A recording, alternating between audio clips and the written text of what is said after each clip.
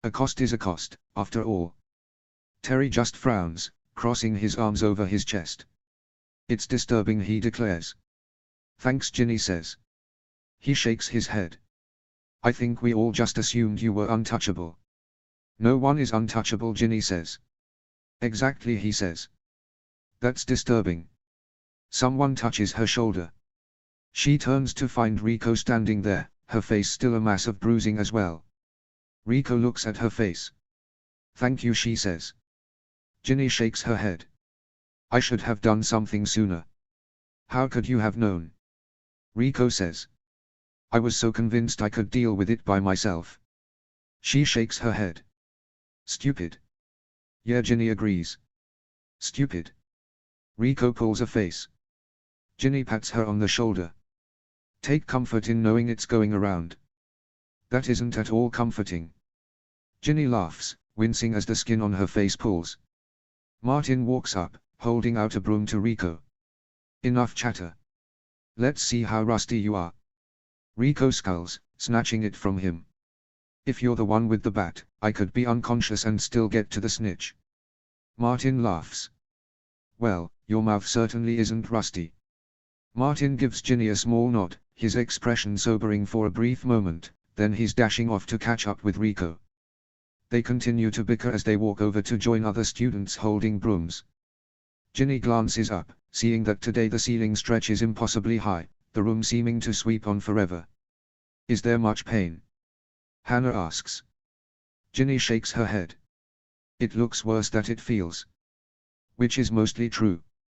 Hannah doesn't look like she believes that for a moment. Ginny crosses her arms over her chest. I know you're probably disappointed in me. We aren't monsters. Hannah touches her arm. Go play Quidditch. What? Go, she says, giving her a small push. It's important. Taking a breath, Ginny forces herself to walk over to Bassenthwaite. He's watching the tangle of students with his arms crossed over his chest. She knows he probably put this together for Rico's benefit. She's right in the middle, cussing out Roper as they pull for teams, her face bright in a way Ginny hasn't seen in a while. It's nice to see a smile on her face. He takes a moment to look her over. You could use a smile on your face too, he points out. Didn't take you for a mother hen. Sod off, he says, giving her a broad smile. Come on then, Ginny says, grabbing a broom. Stop boasting and start kicking my ass. For 2 hours she's weightless, with wind in her hair and the burn of exertion in her muscles. 7 full days after Ginny cursed Crabbe and Goyle, she takes the charm from around her neck and places it in a small box. She is so glad to have the prickly weight of it gone. Later that evening, Millicent gives her a new tattoo. It takes hours. Hours of tiny pricks into her skin as the image comes into being. Unlike her last tattoo, this she remembers every moment of. It hurts. She's glad.